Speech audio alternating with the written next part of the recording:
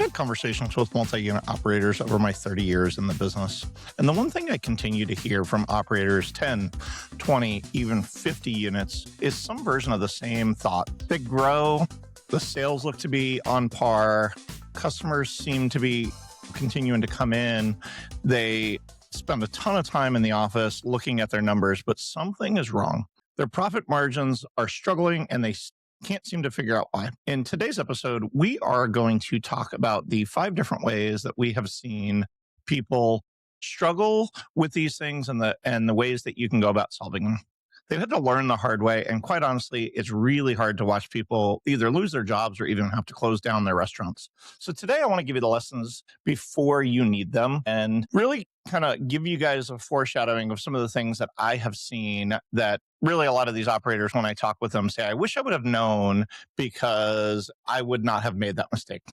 My name is Julian. I'm the host of the Restaurant Technology Guys podcast. I'm also the Chief Revenue Officer of CBS North Star. I've spent my entire career talking to operators, technologists, and I continue to bring you guys some of the best data that I get from talking to these operators out in the field. Let me break down some of those hidden costs and ways that you guys need to be thinking about it. The first hidden cost is really something we've talked about a lot on the show, which is the cost of integration. You've got to be really careful to make sure that the costs of your integration are built into the cost of your POS or the ways that you're going about it, that you understand how and where those things are at. The idea of having all of these different integrations is fantastic, and we truly believe in the idea of best of breed and making sure that you're there, but ensuring that you know what your costs are and that there's not kind of variable costs related to these integrations, as well as the cost of support that really cause you the pain and suffering that is hitting your P&L in ways that you might not have understood it. Think about it.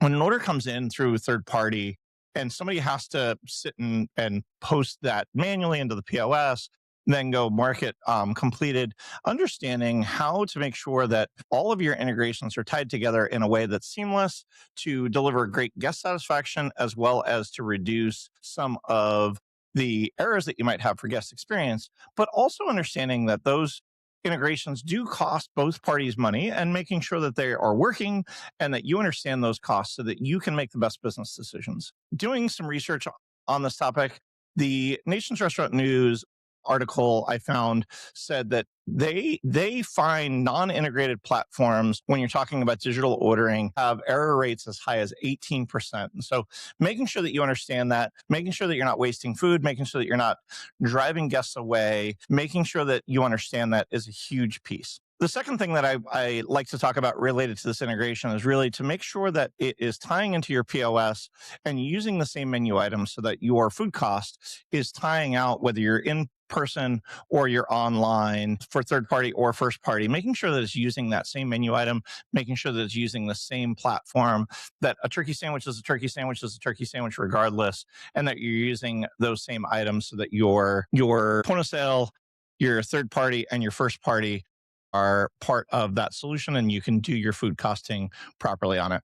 We've talked about tablet hell, and we've talked about the fact that ensuring that you've got one streamless flow of data that you can be able to run your business off of is critical. The second hidden cost that I have seen people worry about or think about is the idea that as you grow second, third, fourth locations, that there is a financial model that some software companies will look at that as you start to grow, their revenue starts to grow with it.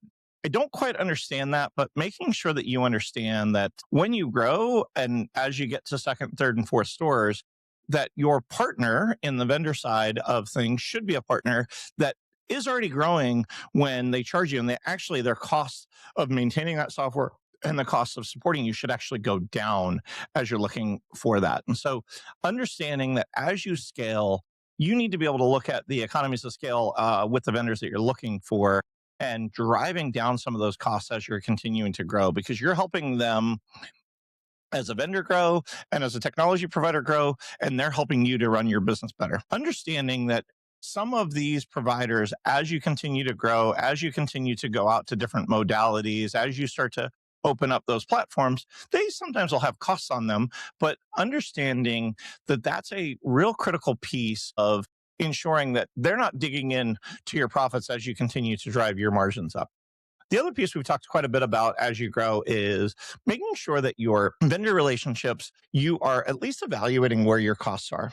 I did a recent analysis with a partner that we were working with, and they had their credit card provider that had a contract price on how much they were supposed to be charging each of the stores for credit card processing. But when we dug into it with them, they weren't really doing what it is that they said they were going to do. The contract said one thing, but when we looked at the actual contracts, they weren't actually upholding those contracts and their bills each month. It was small amounts, but over time across a 50 unit brand, 10 basis points, 15 basis points is thousands of dollars a month that they were costing them because they didn't quite understand. They knew they had a contract in place, but they weren't holding that vendor accountable.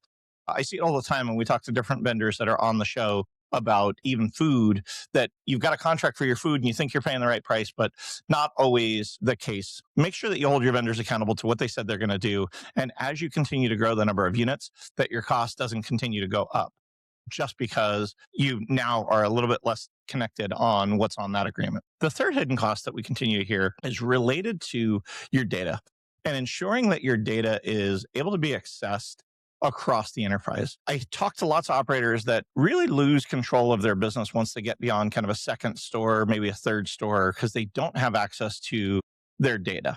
They're not on a cloud POS or a POS that allows the data to get up to the cloud. They don't have integration touch points, as we talked about in point one, that are unilateral across the entire chain. It's part of why you put systems in place is so that you can manage your business better, and ensuring that you understand what your food cost is, what your labor cost is, what your sales are, what your margins are within each store, but being able to do that from the palm of your hand so you don't have to be in every single unit every single day to know that is really, really critical. We've talked about it quite a bit on the show, ensuring that you have access to your data, that you own the data, and that you can make better business decisions from it. Real time is huge. Why is that so important? It really is one of those things that across everybody that's making decisions within your brand, ensuring that they know where their food cost is, what items are selling if I'm in culinary, what items are getting discounted so that I can figure out, do I have a supply chain problem? Do I have a problem within the brand that I'm making the product wrong? The items that are selling, the items that are not selling, am I running my labor correctly? Ensuring that you understand that from a top level, real time, from a system wide, beyond just kind of a single location is a huge differentiator that I see people struggle with when they get beyond one or two locations. The fourth hidden cost that we want to talk about, and I continue to hear people, is the whole idea of onboarding and bringing new team members in and training them on the system. Within our industry, and I think all of our listeners out there know, we are in a very high turnover industry. Some statistics say upwards of 80% annual turnover. So you guys are constantly having to bring new team members onto the team. And the expectations of the younger team members specifically, they won't work with broken systems. They'll struggle and they'll just go find another job somewhere else. Making sure that you can get somebody onboarded, that they can use the systems quickly and easily, and can get to a place where they can be up and running after their training period with the systems you have in place is one of those things that we have seen and continue to see people struggle with if they don't do it properly. Making sure that that first day, that first week, that you're able to get them paid, that they're able to work on their schedules, that they're able to use the POS, that they're able to use the scheduling software, the KDS software, ensuring that the experience for your team members is easy. You guys are constantly hiring new people, so making sure that these things are easy, that it's documented, that you have a way to get people onboarded, and ensuring that they are delivering on that guest experience is critical. And the fourth area where we continue to see. And the fifth area that I want to talk about is really this whole idea of customization. When you get so custom with the way that you go about things, it's great when you're in one or two stores, but when you get out to having to scale, as much as you might not like it, understanding that the more you customize, the harder it is for software to keep up, for your team members to keep up, for the integrations to keep up, and really for your guests to ensure that they're understanding what's going on with these things. Oftentimes, as software continues to grow and continues to get enhancements, there's going to be bugs within the system. There's going to be things that are going to come out where incompatibilities happen. So ensuring that you understand that you've got minimal viable product that's delivering on the guest experience, not this crazy one-off way that you're going to go about doing business, is one of those things that I see people, because everybody's a unicorn, everybody's a snowflake. They want the idea of truly being, within their brand, which is fine. Your service methodology can be custom, but ensuring that your tech is not so customized that you're going to struggle to bring on talent, that you're going to struggle to get them trained, and that you're not going to struggle to make sure that they are able to serve the guest is huge. So we've talked about 5 different areas that I see people struggling with, which I'll go over them one more time, is the idea of integrations and making sure that the integrations are tight, making sure that you're licensing, and that as you grow, you're not continuing to pay more in your licensing or credit card data or any of those kind of things. The third is being able to get access to your data real time and making sure that it's consolidated across the chain. The fourth is making sure that you have software that can help people get onboarded as we're turning over team members. And the fifth item is related to this whole idea of making yourself so customized that it's hard for anybody but yourself to make sure that the systems are up and running. The thing I continue to see over and over again is that people don't look at the holistic picture of what it is that they're doing. They don't use some of the tools that we've put out into the marketplace to look at how systems work and make sure that they're staying connected. At CBS, we believe that operators should be in charge of how they are operating their world. And it's our job to make sure that the integrations, online ordering, POS, inventory, labor, third-party delivery just work, that we continue to drive those conversations back to the vendors to make sure that you as a consumer have the best experience as well as your guests have the best experience. If this information is areas that you're struggling with, or if you think that I've missed anything that is common to restaurants, please put a note down in the comments. If you have not already done so, please subscribe to the show. We also have content coming out weekly where if you subscribe to the newsletter on restauranttechnologyguys.com, we can send you some of these white papers and the different things to help you run your business better. You guys have worked way too hard. Part of where this show comes from is I'm so passionate about seeing restaurant operators succeed. And I've seen too many people get taken advantage of by vendors that don't care about their business. All they care about is what it is that they're looking to do to hit their next quarterly earnings report. So making sure that you're scaling properly, making sure that you're continuing to grow profitably, and making sure that you're investing in the systems that are going to help you get to where you want to get to are critical to your success. Thanks for showing up, and make it a great day.